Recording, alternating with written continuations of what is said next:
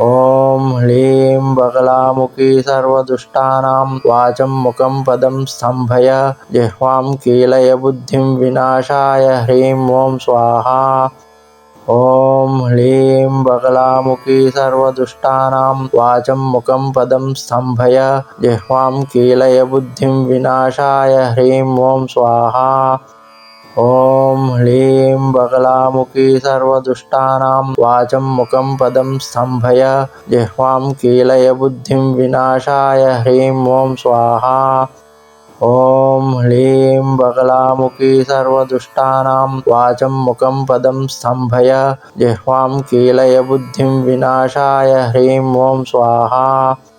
ॐ ह्लीं बगलामुखी सर्वदुष्टानां वाचं मुखं पदं स्तम्भय जिह्वां कीलय बुद्धिं विनाशाय ह्रीं ॐ स्वाहा।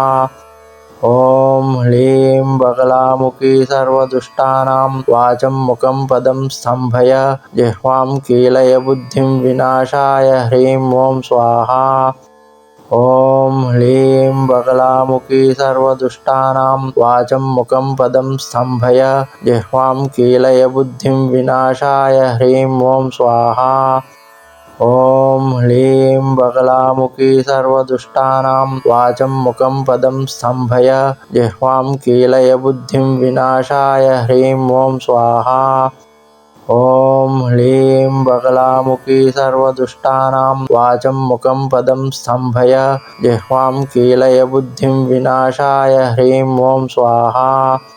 ॐ ह्लीं बगलामुखी सर्वदुष्टानां वाचं मुखं पदं स्तम्भय जिह्वां कीलय बुद्धिं विनाशाय ह्रीं ॐ स्वाहा। ॐ ह्लीं बगलामुखी सर्वदुष्टानां वाचं मुखं पदं स्तम्भय जिह्वां कीलय बुद्धिं विनाशाय ह्रीं ॐ स्वाहा। ॐ ह्लीं बगलामुखी सर्वदुष्टानां वाचं मुखं पदं स्तम्भय जिह्वां कीलय बुद्धिं विनाशाय ह्रीं ॐ स्वाहा। ॐ ह्लीं बगलामुखी सर्वदुष्टानां वाचं मुखं पदं स्तम्भय जिह्वां कीलय बुद्धिं विनाशाय ह्रीं ॐ स्वाहा। ॐ ह्लीं बगलामुखी सर्वदुष्टानां वाचं मुखं पदं स्तम्भय जिह्वां कीलय बुद्धिं विनाशाय ह्रीं ॐ स्वाहा। ॐ ह्लीं बगलामुखी सर्वदुष्टानां वाचं मुखं पदं स्तम्भय जिह्वां कीलय बुद्धिं विनाशाय ह्रीं ॐ स्वाहा। ॐ ह्लीं बगलामुखी सर्वदुष्टानां वाचं मुखं पदं स्तम्भय जिह्वां कीलय बुद्धिं विनाशाय ह्रीं ॐ स्वाहा। ॐ ह्लीं बगलामुखी सर्वदुष्टानां वाचं मुखं पदं स्तम्भय जिह्वां कीलय बुद्धिं विनाशाय ह्रीं ॐ स्वाहा। ॐ ह्लीं बगलामुखी सर्वदुष्टानां वाचं मुखं पदं स्तम्भय जिह्वां कीलय बुद्धिं विनाशाय ह्रीं ॐ स्वाहा। ॐ ह्लीं बगलामुखी सर्वदुष्टानां वाचं मुखं पदं स्तम्भय जिह्वां कीलय बुद्धिं विनाशाय ह्रीं ॐ स्वाहा। ॐ ह्लीं बगलामुखी सर्वदुष्टानां वाचं मुखं पदं स्तम्भय जिह्वां कीलय बुद्धिं विनाशाय ह्रीं ॐ स्वाहा। ॐ ह्लीं बगलामुखी सर्वदुष्टानां वाचं मुखं पदं स्तम्भय जिह्वां कीलय बुद्धिं विनाशाय ह्रीं ॐ स्वाहा। ॐ ह्लीं बगलामुखी सर्वदुष्टानां वाचं मुखं पदं स्तम्भय जिह्वां कीलय बुद्धिं विनाशाय ह्रीं ॐ स्वाहा। ॐ ह्लीं बगलामुखी सर्वदुष्टानां वाचं मुखं पदं स्तम्भय जिह्वां कीलय बुद्धिं विनाशाय ह्रीं ॐ स्वाहा।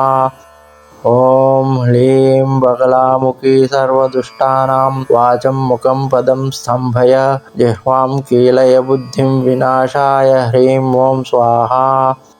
ॐ ह्लीं बगलामुखी सर्वदुष्टानां वाचं मुखं पदं स्तम्भय जिह्वां कीलय बुद्धिं विनाशाय ह्रीं ॐ स्वाहा। ॐ ह्लीं बगलामुखी सर्वदुष्टानां वाचं मुखं पदं स्तम्भय जिह्वां कीलय बुद्धिं विनाशाय ह्रीं ॐ स्वाहा। ॐ ह्लीं बगलामुखी सर्वदुष्टानां वाचं मुखं पदं स्तम्भय जिह्वां कीलय बुद्धिं विनाशाय ह्रीं ॐ स्वाहा। ॐ ह्लीं बगलामुखी सर्वदुष्टानां वाचं मुखं पदं स्तम्भय जिह्वां कीलय बुद्धिं विनाशाय ह्रीं ॐ स्वाहा। ॐ ह्लीं बगलामुखी सर्वदुष्टानां वाचं मुखं पदं स्तम्भय जिह्वां कीलय बुद्धिं विनाशाय ह्रीं ॐ स्वाहा।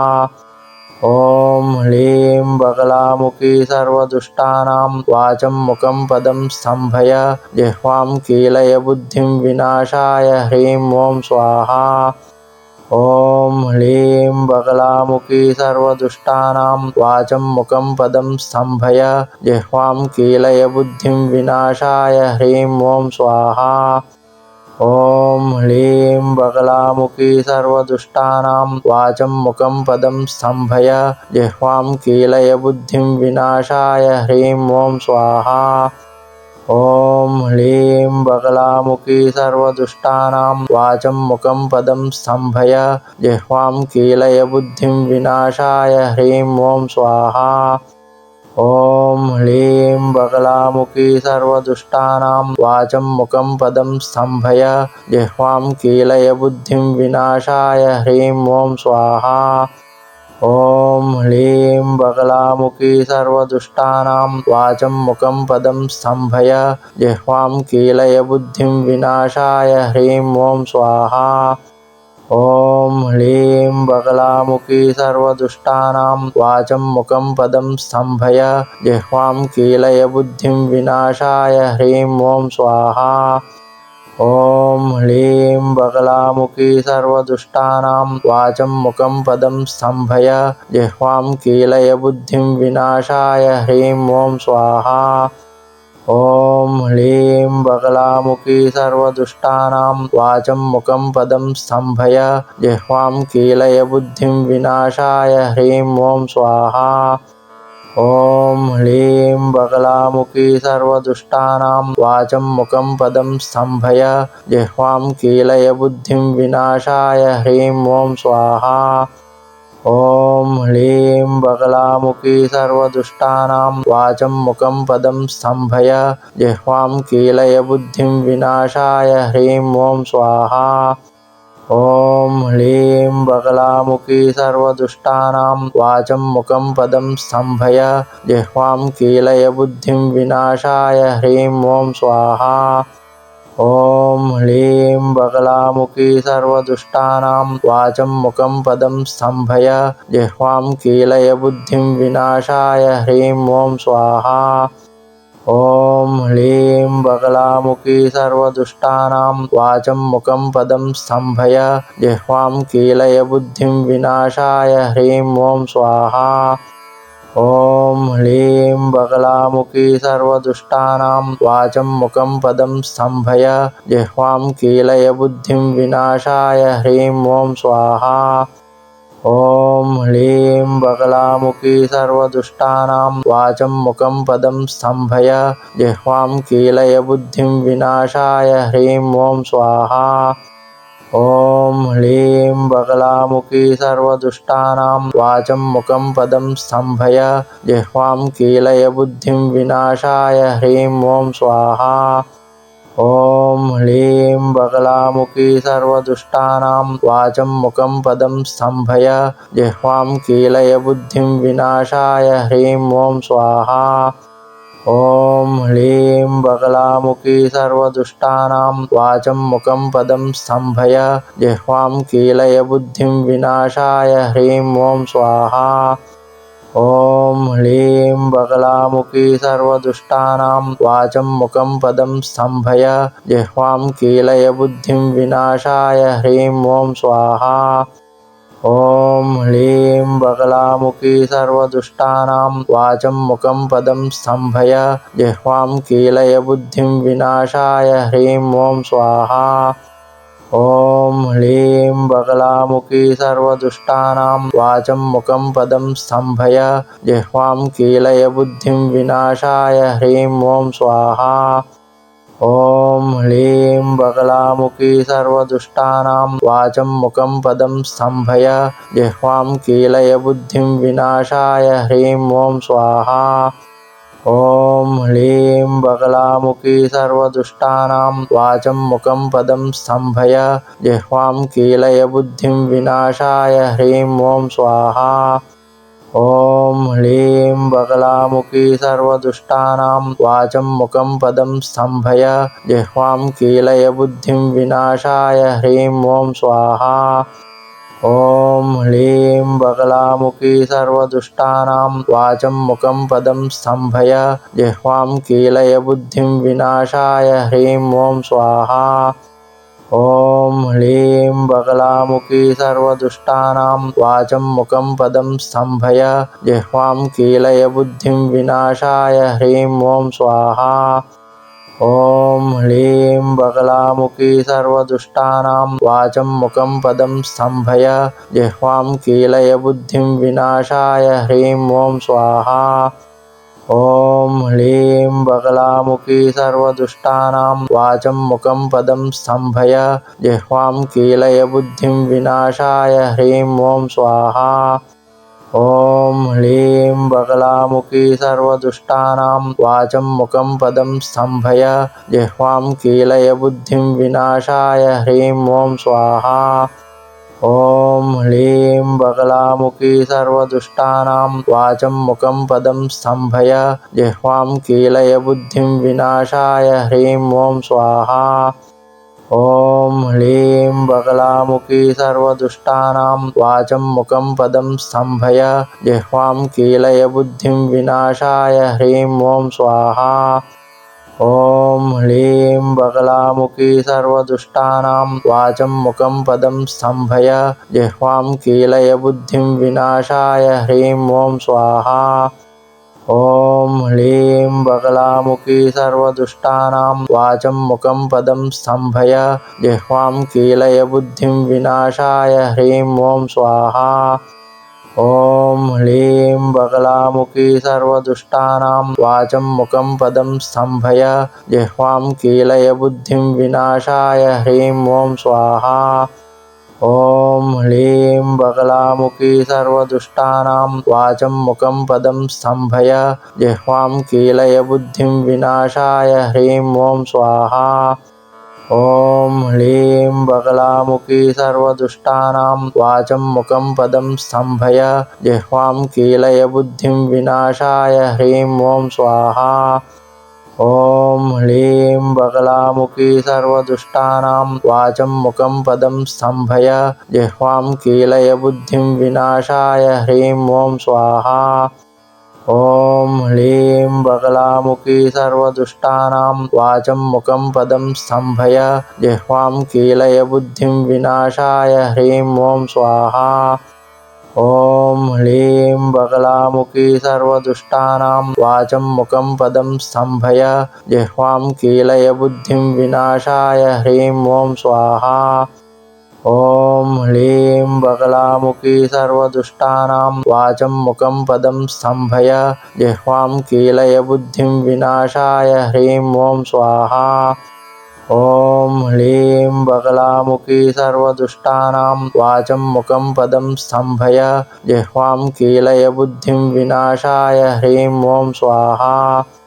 ॐ ह्लीं बगलामुखी सर्वदुष्टानां वाचं मुखं पदं स्तम्भय जिह्वां कीलय बुद्धिं विनाशाय ह्रीं ॐ स्वाहा। ॐ ह्लीं बगलामुखी सर्वदुष्टानां वाचं मुखं पदं स्तम्भय जिह्वां कीलय बुद्धिं विनाशाय ह्रीं ॐ स्वाहा। ॐ ह्लीं बगलामुखी सर्वदुष्टानां वाचं मुखं पदं स्तम्भय जिह्वां कीलय बुद्धिं विनाशाय ह्रीं ॐ स्वाहा।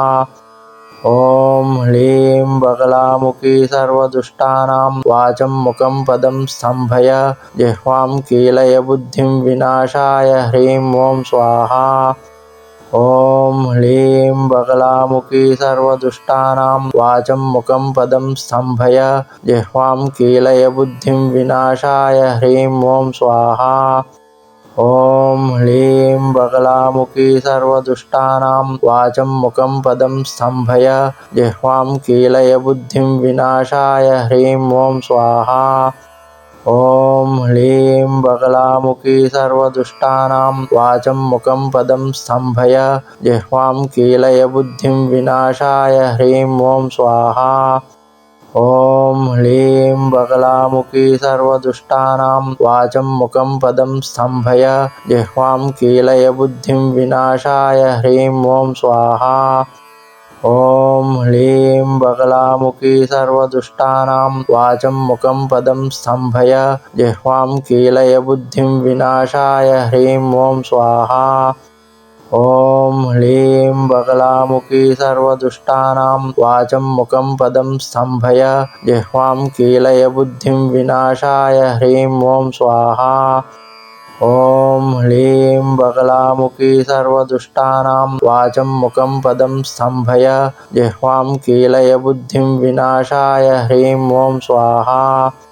ॐ ह्लीं बगलामुखी सर्वदुष्टानां वाचं मुखं पदं स्तम्भय जिह्वां कीलय बुद्धिं विनाशाय ह्रीं ॐ स्वाहा। ॐ ह्लीं बगलामुखी सर्वदुष्टानां वाचं मुखं पदं स्तम्भय जिह्वां कीलय बुद्धिं विनाशाय ह्रीं ॐ स्वाहा। ॐ ह्लीं बगलामुखी सर्वदुष्टानां वाचं मुखं पदं स्तम्भय जिह्वां कीलय बुद्धिं विनाशाय ह्रीं ॐ स्वाहा। ॐ ह्लीं बगलामुखी सर्वदुष्टानां वाचं मुखं पदं स्तम्भय जिह्वां कीलय बुद्धिं विनाशाय ह्रीं ॐ स्वाहा। ॐ ह्लीं बगलामुखी सर्वदुष्टानां वाचं मुखं पदं स्तम्भय जिह्वां कीलय बुद्धिं विनाशाय ह्रीं ॐ स्वाहा। ॐ ह्लीं बगलामुखी सर्वदुष्टानां वाचं मुखं पदं स्तम्भय जिह्वां कीलय बुद्धिं विनाशाय ह्रीं ॐ स्वाहा। ॐ ह्लीं बगलामुखी सर्वदुष्टानां वाचं मुखं पदं स्तम्भय जिह्वां कीलय बुद्धिं विनाशाय ह्रीं ॐ स्वाहा। ॐ ह्लीं बगलामुखी सर्वदुष्टानां वाचं मुखं पदं स्तम्भय जिह्वां कीलय बुद्धिं विनाशाय ह्रीं ॐ स्वाहा। ॐ ह्लीं बगलामुखी सर्वदुष्टानां वाचं मुखं पदं स्तम्भय जिह्वां कीलय बुद्धिं विनाशाय ह्रीं ॐ स्वाहा। ॐ ह्लीं बगलामुखी सर्वदुष्टानां वाचं मुखं पदं स्तम्भय जिह्वां कीलय बुद्धिं विनाशाय ह्रीं ॐ स्वाहा। ॐ ह्लीं बगलामुखी सर्वदुष्टानां वाचं मुखं पदं स्तम्भय जिह्वां कीलय बुद्धिं विनाशाय ह्रीं ॐ स्वाहा। ॐ ह्लीं बगलामुखी सर्वदुष्टानां वाचं मुखं पदं स्तम्भय जिह्वां कीलय बुद्धिं विनाशाय ह्रीं ॐ स्वाहा। ॐ ह्लीं बगलामुखी सर्वदुष्टानां वाचं मुखं पदं स्तम्भय जिह्वां कीलय बुद्धिं विनाशाय ह्रीं ॐ स्वाहा। ॐ ह्लीं बगलामुखी सर्वदुष्टानां वाचं मुखं पदं स्तम्भय जिह्वां कीलय बुद्धिं विनाशाय ह्रीं ॐ स्वाहा। ॐ ह्लीं बगलामुखी सर्वदुष्टानां वाचं मुखं पदं स्तम्भय जिह्वां कीलय बुद्धिं विनाशाय ह्रीं ॐ स्वाहा। ॐ ह्लीं बगलामुखी सर्वदुष्टानां वाचं मुखं पदं स्तम्भय जिह्वां कीलय बुद्धिं विनाशाय ह्रीं ॐ स्वाहा। ॐ ह्लीं बगलामुखी सर्वदुष्टानां वाचं मुखं पदं स्तम्भय जिह्वां कीलय बुद्धिं विनाशाय ह्रीं ॐ स्वाहा। ॐ ह्लीं बगलामुखी सर्वदुष्टानां वाचं मुखं पदं स्तम्भय जिह्वां कीलय बुद्धिं विनाशाय ह्रीं ॐ स्वाहा। ॐ ह्लीं बगलामुखी सर्वदुष्टानां वाचं मुखं पदं स्तम्भय जिह्वां कीलय बुद्धिं विनाशाय ह्रीं ॐ स्वाहा।